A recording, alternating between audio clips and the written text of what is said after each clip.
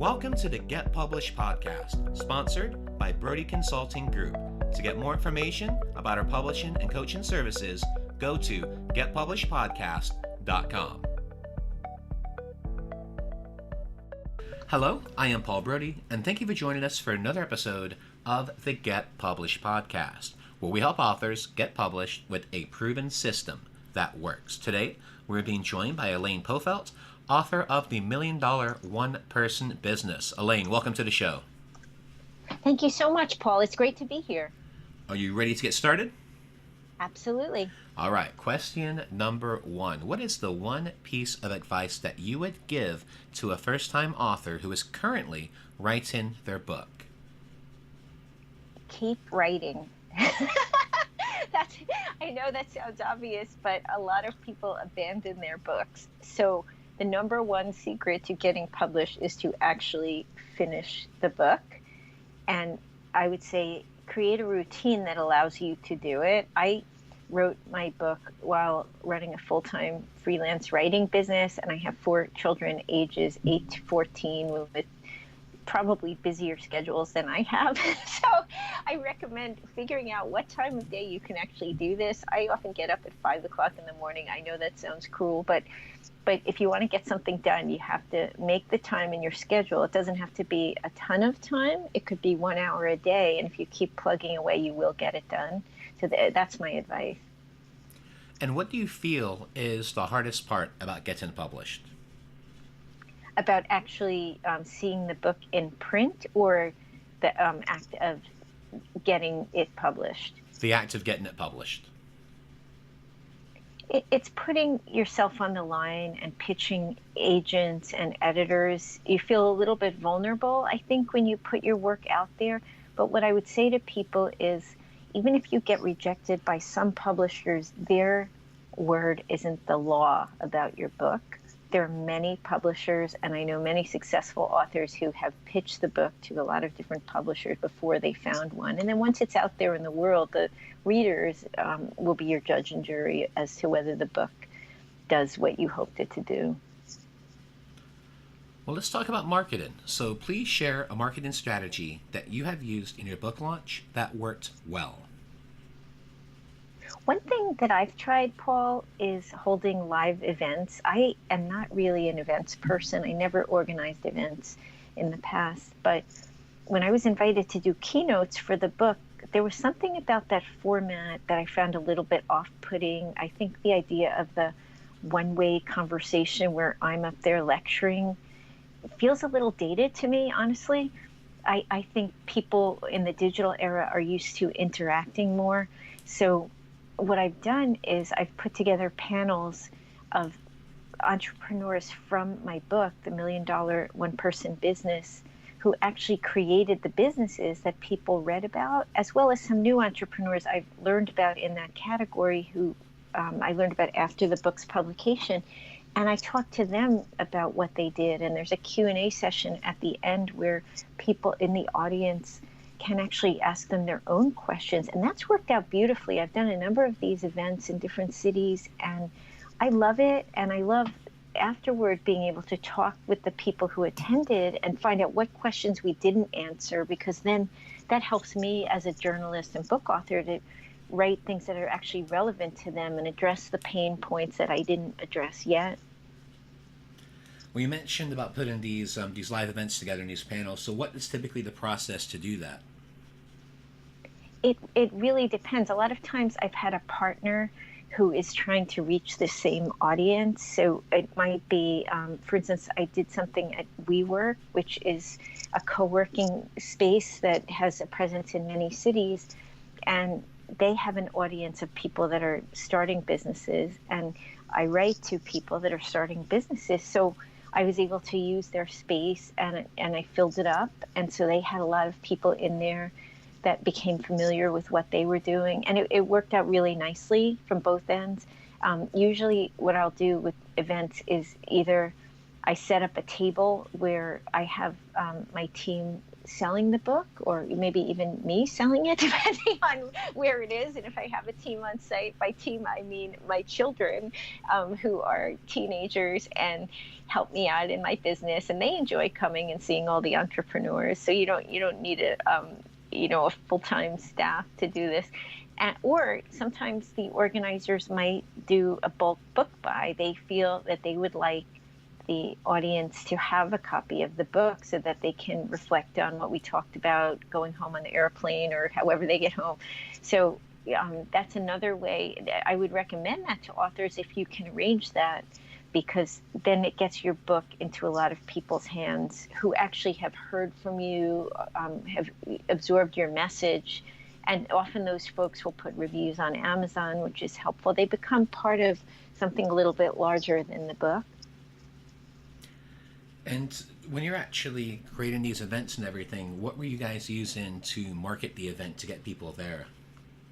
It's very low budget. I use social media. I use LinkedIn, Facebook, and Twitter, and a little bit of Instagram. Often we'll do Eventbrite as far as ticketing. I tend to keep the events free or low cost because the nature of this type of book is it's for the one-person business. So a lot of these folks are on a tight budget.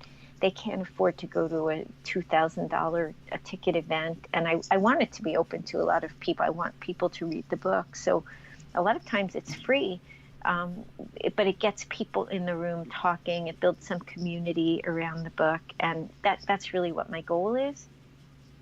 Did you also use Meetup as well? I haven't used Meetup. A lot of times the host is the one who sets it up, and they seem to be gravitating toward Eventbrite. But I did, one of my earlier events was for a Meetup, and I recommend that to authors. If you know people that host Meetups, in this case, the woman who runs the Meetup reached out to me. I had interviewed someone that she knows, and there was a lot of alignment in our messaging, and that worked out beautifully because it was a really great audience, and now we're actually collaborating on some other projects together. But so Meetups can be excellent also because you have a pre-existing audience that already has a lot in common, as long as they're the right type of audience for your book. That's the main thing.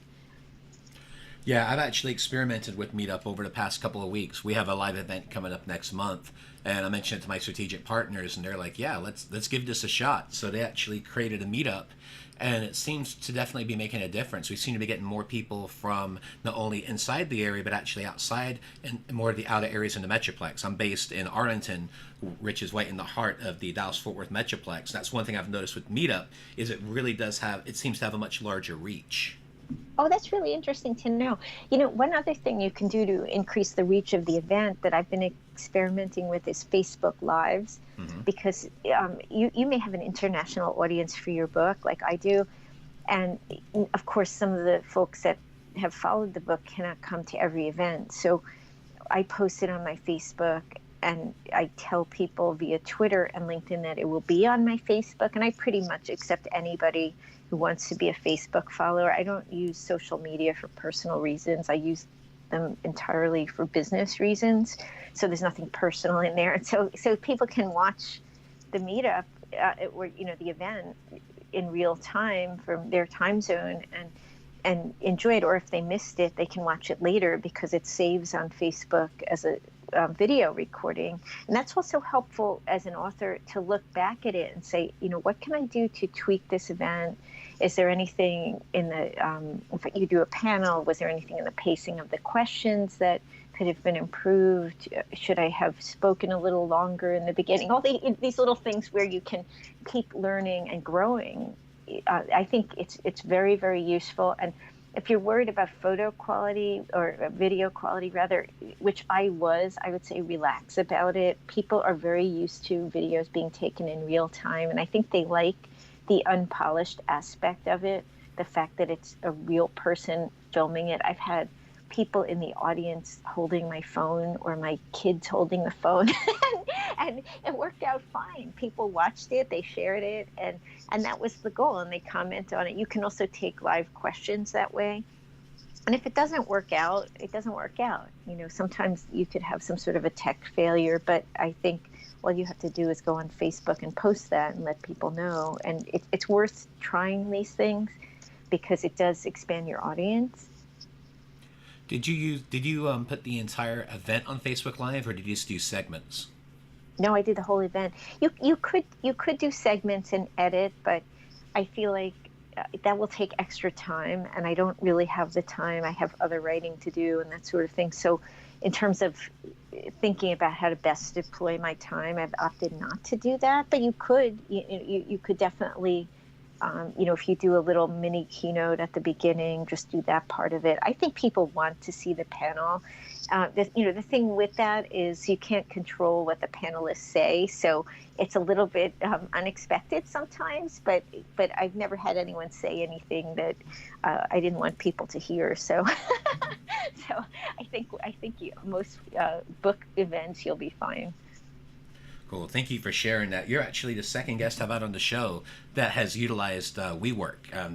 I had another gentleman on the show a few weeks back, and he actually did a multi-city tour across the U.S. and Canada and partnered with WeWork, where he went to all their different locations and did book signings in all those different events. And I don't know if he did panels or not, but I know he was at minimum doing book signings and probably was doing maybe like a breakout in there as well. So it's interesting to see that, and the fact that WeWork seems to be very open to those types of partnerships.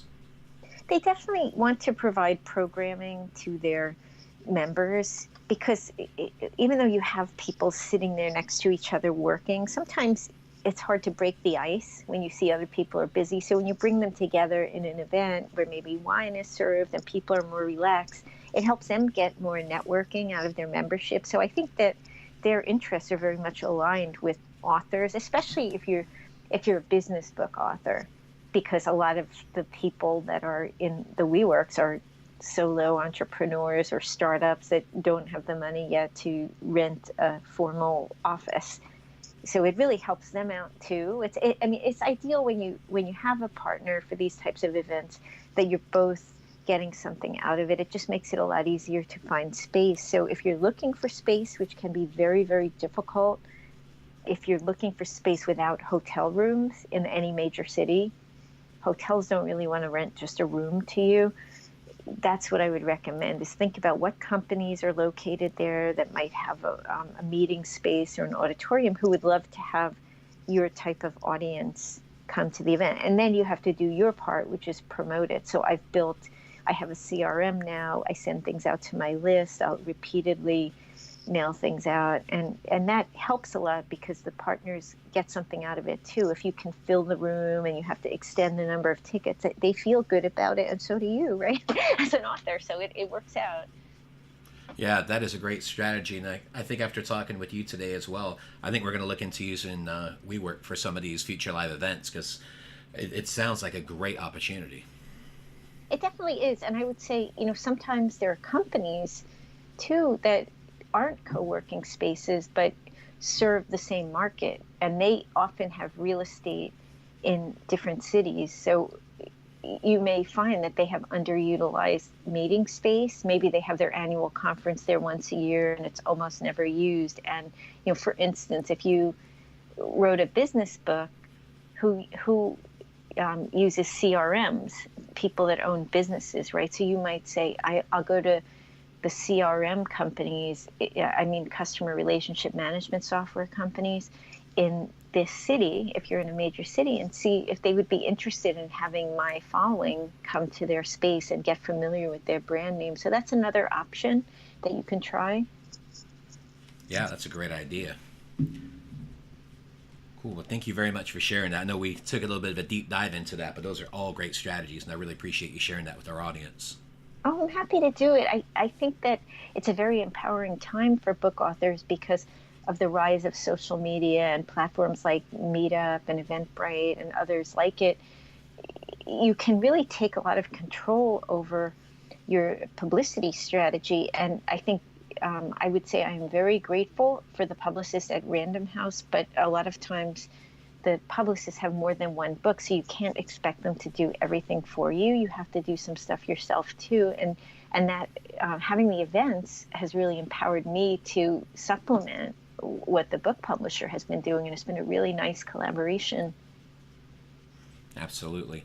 Well, let's talk about your favorite book. So, what is your favorite book, and what was the number one thing that you learned from it?